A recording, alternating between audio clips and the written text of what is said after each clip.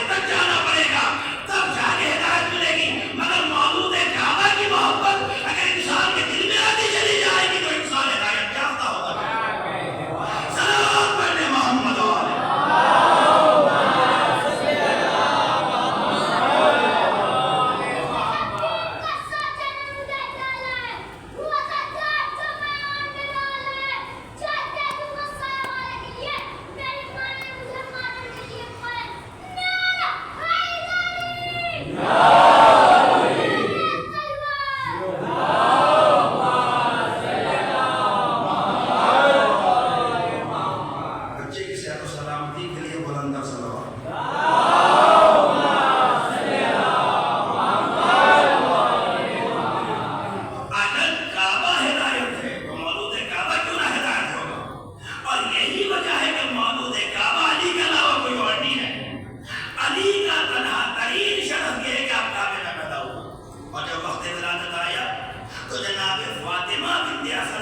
اور نکلنے کے بعد کعبے تک آئی. نہیں تو ہوتا تو یہ ہے کہ ایسے حالات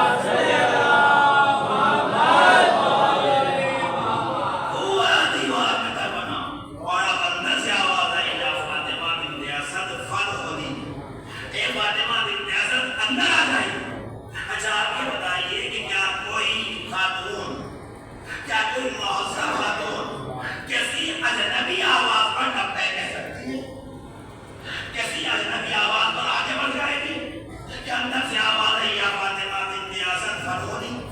اچھا یہ آواز کیوں آئی کہ فاطمہ بنت اسد اندر آ جائیے؟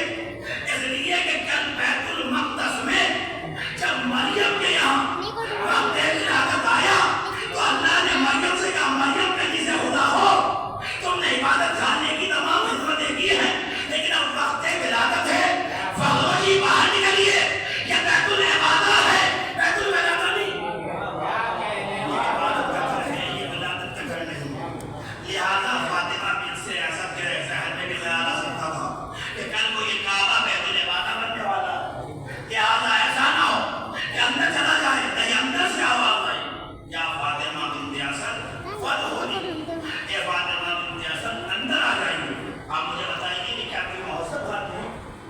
عزت دار گھرانے کی عورت کسی اجنبی آواز میں لبیک کہہ دے گی، کسی اجنبی آواز میں قدم آگے بڑھا دے گی، اور وہ کہ اگر فاطمہ بنت اسد جیسی خاتون ہو تو کیا وہ آگے بڑھ جائے گی؟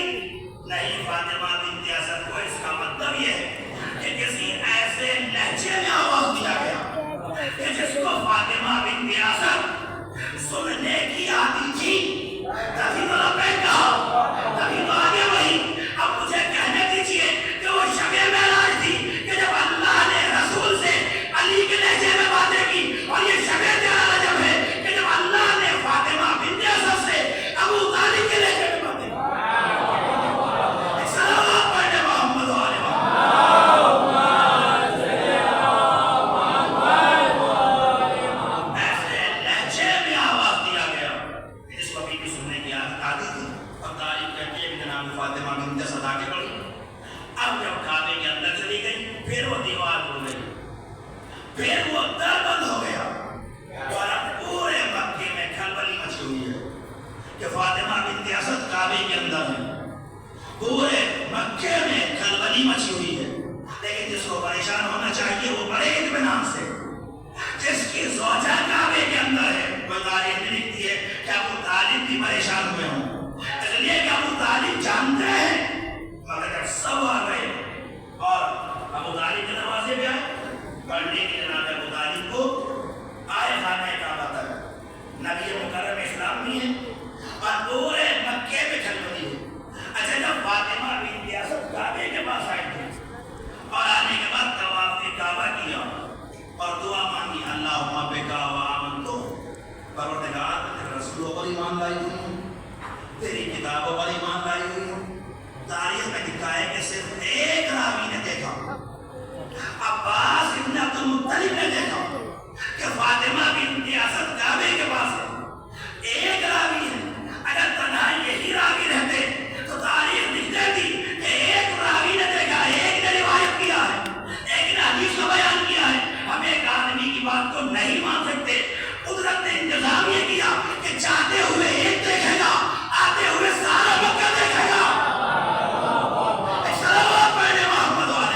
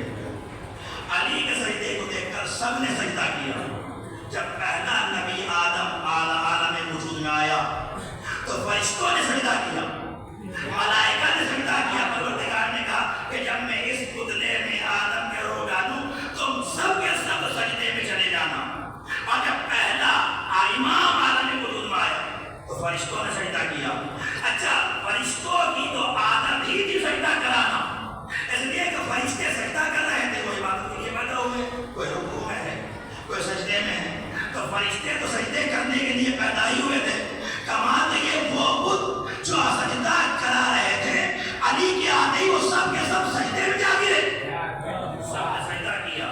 اور اس کے بعد فاطمہ بنت اسد بیان کرتی ہیں کہ بچے کو لے کے باہر آئی اور آنے کے بعد کہتی ہیں اس بچے نے ابھی تک آنکھیں نہیں کھولی ہیں، بچے نے آنکھیں نہیں کھولی ہیں، جیسے یہ کہا نبی مکرم اسلام حضرت محمد مصطفیٰ صلی اللہ علیہ وسلم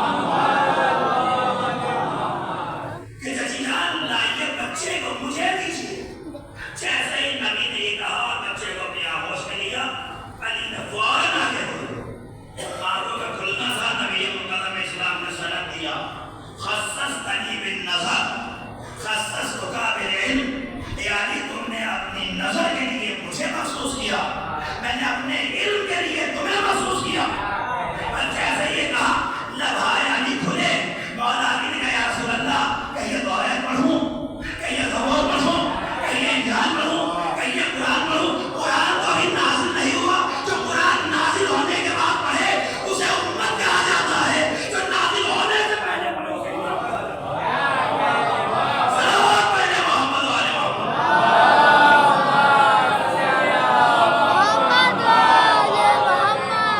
اور فقط اللہ فاضی نے تھی توریت پڑھی تو نبی نے کہا موسیٰ سے اچھی پڑھی، زبور پڑھی تو کہا داؤد سے اچھی پڑھی، انجیل پڑھی تو کہا عیسیٰ سے اچھی پڑھی، قرآن پڑھا تو کہا ویسے پڑھا جیسے میں پڑھتا ہوں، اور اس میں بھی قرآن میں جس سورے کا انتخاب ہے اس میں قد افلح المؤمنون، علی جب دنیا میں آئے تو مومنین کا قصیدہ پڑھتے ہوئے آئے، اب زندگی بھر مومنین علی کا قصیدہ پڑھتے رہیں گے۔ صلوات پڑھے محمد والے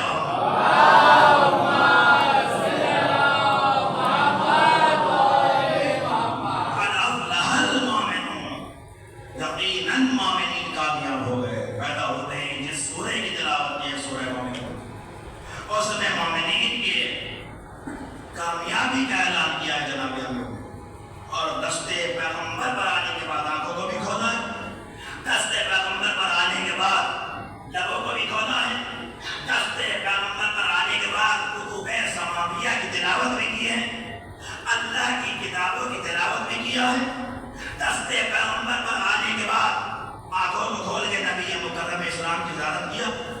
یعنی آپ نے کعبے میں کیوں نہ آنکھیں کھولی؟ کہ اگر کعبے میں آنکھوں کو کھول دیتا تو ایک شخص بت نظر آتا، اور علی بت شکل کا نام ہے۔ دستے پیغمبر پر آنے کے بعد آنکھوں کو کھولا ہے، اور ایک مرتبہ آپ ابو طالب کے پڑھے، پڑھنے کے بعد بچے کو لیا، اب جب لے کے چلنے لگے تو آواز آئی، کنارے سے آواز آئی، ابو طالب یہ کیا کر رہے ہو؟ کیا دستور عربی بھول گئے ہو؟ اے ابو طالب بچے کو گھر لے جانے سے پہلے وہاں لے کے جاؤ جہاں تمام عالم عرب ولادت کے بعد اپنے بچوں کو لے جا کے رکھتا ہے۔ ہوتا یہ تھا کہ جو بچہ پیدا ہوتا تھا ایک پتھر رکھا ہوتا تھا، وہاں لا کے اپنے بچے کو لٹایا جاتا تھا، اس کے بعد ایک اژدہا نکلتا تھا، اور نکلنے کے بعد اگر صحیح طریقے سے بچے کی ولادت ہوئی تو وہ آتا تھا، سنتا تھا اور چلا جاتا تھا، اور اگر صحیح طریقے سے یعنی طیب الولادہ اگر ولادت پاکیزگی سے نہیں ہوئی ہے تو وہ آتا تھا، اور آنے کے بعد وہی بچے کو ختم کر دیتا تھا، کام قصہ تمام ہو جاتا تھا۔ جیسے آواز ہے ابو طالب کیا دستور عربی بول رہے ہو؟ کیا اپنے بچے کو لے جائے کہ اس پتھر پر نہ رکھو گے کہ جہاں پورا عرب رکھتا ہے؟ اچھا ابو طالب کیوں پریشان ہو؟ پریشان تو وہ جن کو اپنے باپ کا معلوم نہیں ہے، پریشان تو ان کو ہونا چاہیے نا جن کو یہی معلوم نہیں ہے کہ یہ ہے کس کے، جن کے بعد تاریخ خود کہتی ہو کہ یہ ابن زیاد ہے۔ صلوات پڑھے محمد والے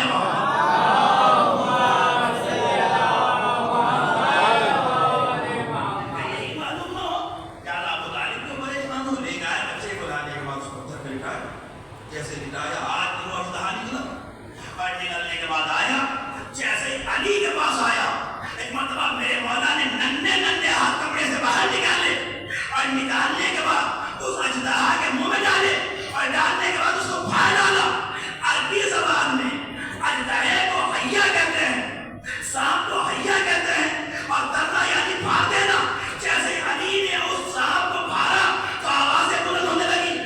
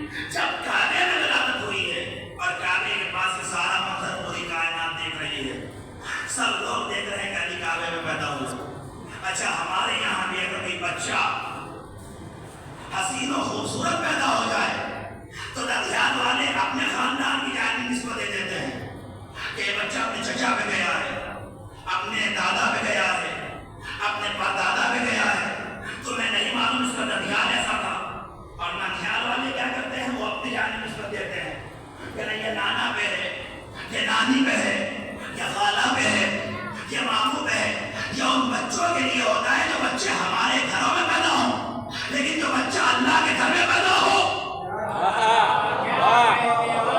جو بچہ اللہ کے گھر میں پیدا ہو اس کے لیے کیا نسبت دی جائے گی؟ یا ابو طالب بھی خاموش ہے، فاطمہ بنت اسد بھی خاموش ہے کہ ادھر سے آوازیں آئی کہ اس بچے کے کان میرے کان ہیں، اس کی آنکھیں اللہ کی آنکھیں ہیں، اللہ کا چہرہ ہے، اس کی آنکھیں عین اللہ، اس کے کان حسن اللہ، اس کی زبان لسان اللہ، اس کا چہرہ وجہ اللہ، اس کا نام عید اللہ، اس کا نفس نفس اللہ، اس لیے کہ اللہ کے گھر میں پیدا ہوا ہے تو اس کی آنکھیں اللہ کی آنکھیں ہیں، اس کے کان اللہ کے کان ہیں، اس کی زبان اللہ کی زبان ہے، اس کا چہرہ اللہ کا چہرہ ہے، اس کے ہاتھ اللہ کے ہاتھ ہیں، اس کا نفس اللہ کا نفس ہے، اس کے کان اللہ کے کان ہیں، اس لیے کہ اللہ کے گھر میں پیدا ہوا ہے تو اس کا وجود ولی اللہ ہے، ولی ہے۔ اب رسول بھی خاموش ہوئے ہیں، مشی اپنا قصیدہ پڑھا، آنکھیں ہیں تو اللہ کی آنکھیں، کان ہیں تو اللہ کے کان، زبان ہے تو اللہ کی زبان، ہاتھ ہے تو اللہ کے ہاتھ، چہرہ ہے تو اللہ کا چہرہ، نفس ہے تو اللہ کا نفس۔ لہٰذا مشی نے جب قصیدہ پڑھا تو رسول بھی خاموش نہیں رہے، رسول نے قصیدہ پڑھا، یا علی لہموں کا لہمی، دموں کا دمی، میرا خون میرا خون، اے علی تیرا خون میرا خون، تیرا گوشت میرا گوشت۔ اس کا مطلب یہ ہے کہ آدھے علی اللہ کے، آدھے علی رسول اللہ کے، آنکھیں ہیں تو اللہ کی آنکھ، کان ہیں تو اللہ کے کان، زبان ہے تو اللہ کی زبان، چہرہ ہے تو اللہ کا چہرہ، ہاتھ ہے تو اللہ کے ہاتھ، نفس ہے تو اللہ کا نفس، گوشت ہے تو نبی کا گوشت، آدھے علی اللہ کے، آدھے علی رسول اللہ کے۔ اب جو علی سے محبت کرے گا آدھی محبت اللہ سے ہوگی، رسول اللہ سے۔ جو علی سے محبت کرے گا آدھی محبت اللہ سے ہوگی، آدھی محبت رسول اللہ سے ہوگی، اور جو علی سے دشمنی کرے گا آدھی دشمنی اللہ سے ہوگی، آدھی دشمنی رسول اللہ سے ہوگی۔ سلام پڑھے محمد والا۔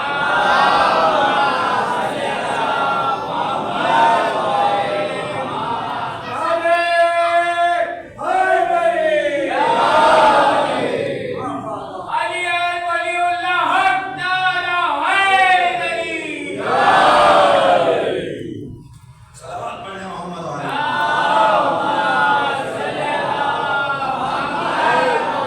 نعرہ حیدری! بی بی پاک سلام اللہ علیہا کے قاتل اور دشمنوں پہ لعنت! بلند کر سلام پڑھے۔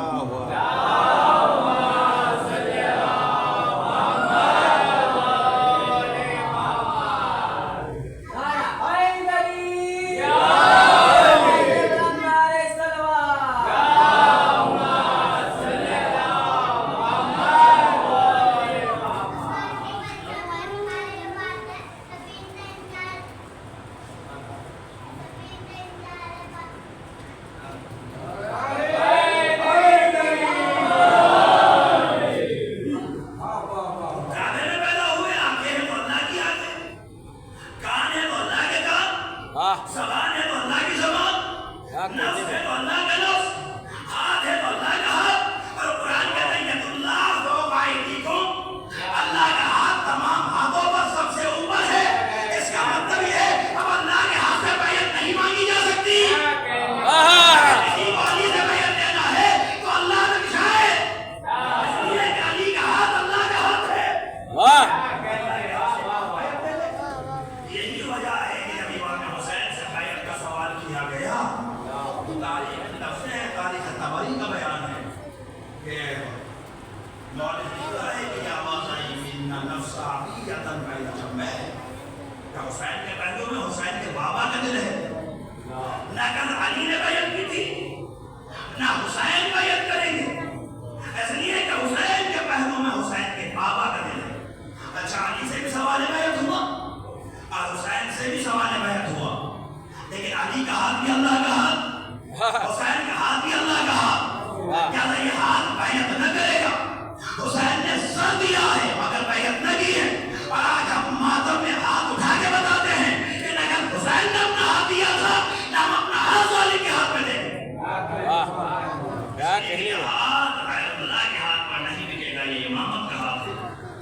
ساتھ سے بیعت نہیں مانگی جائے گی.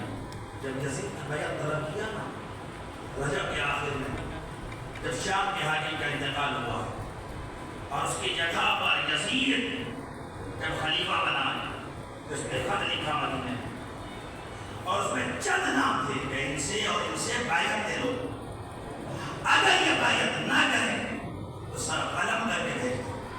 چنانچہ قاسم خط کو لے کے آیا. رجب کے آخری ایام چل رہے تھے 27 سے 36 رجب کی تاریخیں تھیں. امام عالی مقام مسجد میں بیٹھے ہوئے تھے. ایک مرتبہ قاصد آیا, پڑھانے کے بعد کہتا ہے کہ مولا آپ کو دربار میں بلایا ہے.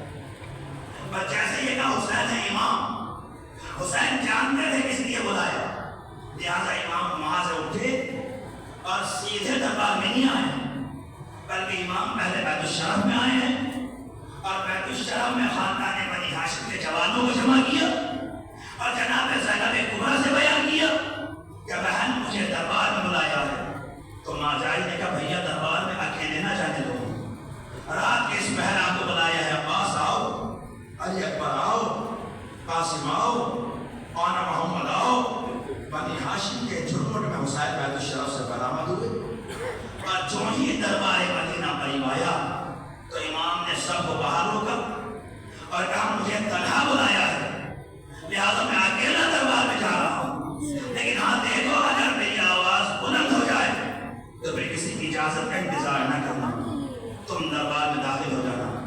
حسین ابن علی ہاشمی شہروں کو یہ سمجھانے کے بعد ایک مرتبہ نکلے اور نکلنے کے بعد دربار میں داخل ہوئے. سب کو دربار کے باہر چھوڑا. گئے اور جانے کے بعد ولید حاکم مدینہ کھڑا ہوا اور اس نے کھڑے ہونے کے بعد امام کا استقبال کیا. امام عالی مقام نے کہا ہاں کس لیے بلایا ہے؟ کل شام کے حاکم کا انتقال ہو گیا ہے, اس کی جگہ اس کا بیٹا یزید خلیفہ بنا ہے اور اس نے خط لکھا ہے کہ حسین سے بیعت دے دو, اگر یہ بیعت نہ کریں تو سر قلم کر کے بھیج دو. امام نے فرمایا کہ کوئی معمولی مسئلہ نہیں, اس مسئلے کو صبح دیکھا جائے گا. ولید حاکم مدینہ نے کہا مولا آپ جا سکتے ہیں. جیسے ہی امام وہاں سے نکلنے لگے تو ولید کے پہلو میں مروان بیٹھا ہوا تھا. مروان کہتا حسین اگر آج ہاتھ سے نکل رہے تو مدینے میں جب تک خون کی ندیاں نہ بہ جائیں حسین ہاتھ نہ آئیں گے. پر جیسے یہ کہا امام نے مرتبہ پلٹے اور پلٹنے کے بعد مروان کو ڈانٹا, ابن زرقا او بد کردار ماں کے بیٹے کیا بچتا ہے, اولاد علی اور فراج کی آ گئے, حیدر کرار کا بیٹا فراری ہو. آواز کا بلند ہونا تھا کہ ہاشمی شہر دربار کے اندر اور انہیں سب سے آگے ابو الفضل عباس تلوار کھینچے ہوئے. آپ کا بتائیے کس نے گستاخی کی ہے؟ امام نے ہاشمی شہروں کو سمجھایا اور وہاں سے لے کے بیت الشرف میں آئے تو دروازے میں بہن کھڑی ہوئی تھی. بھیا کسی نے بلایا ہے؟ کہا بہن اب مدینہ رہنے کے قابل بھی رہ گیا, بہن اب مدینہ چھوڑنا ہوگا. پڑھ دینا بڑا آسان ہے کہ حسین نے مدینہ چھوڑا, لیکن کہ حسین کا بچپن جس مدینے میں گزرا ہو, جو مدینہ حسین کا وطن ہو, جس مدینے میں حسین کی ماں کی قبر اطہر ہو, جس مدینے میں حسین کے نانا کے جوار مزار ہو, جس مدینے میں حسین کے بھائی کی قبر اطہر ہو, اس کا چھوڑ دینا کوئی معمولی نہیں تھا. آج یہ جو زائر جاتا ہے حج بیت اللہ کرنے اور جب مدینے کو رخصت کرنے لگتا ہے تو اس کے آنسو نہیں تھمتے ہیں. سوچے جب ایک زائر کا عالم یہ ہے جو جانے مدینہ حسین ہو, جو ہے مدینہ حسین نے کس طریقے سے مدینہ چھوڑا ہے. بہن اب مدینہ رہنے کے قابل بھی رہ گیا. سامان سفر تیار کرو. لیکن سامان سفر باندھا جانے لگا, سفر کی تیاریاں ہونے لگی. کون کون سفر میں جائے گا یہ پوری فہرست تیار ہے. حسین مدینے کو چھوڑ رہے ہیں. وہ رات بڑی گرم کی رات تھی حسین ابن علی کے لیے کہ جس کی صبح حسین نے مدینہ چھوڑا. حسین کا عالم بڑا عجیب تھا. امام کبھی نانا کی قبر پہ آتے تھے, کبھی ماں کے مزار پہ آتے تھے. لکھا ہے کہ حسین 7 مرتبہ نانا کی قبر پہ آئے ہیں اور جب نانا کی قبر پہ آئے ہیں تو کہتے تھے نانا قبر پہ چراغ جلانے والا جا رہا ہے نانا. اچھا مختل کی کتابوں میں حسین کی رفتار میں لکھی ہے کہ حسین جب نانا کی قبر پہ آئے تو کل جبل الراسخ حسین جمع کے ایسے قدم رکھ رہے تھے,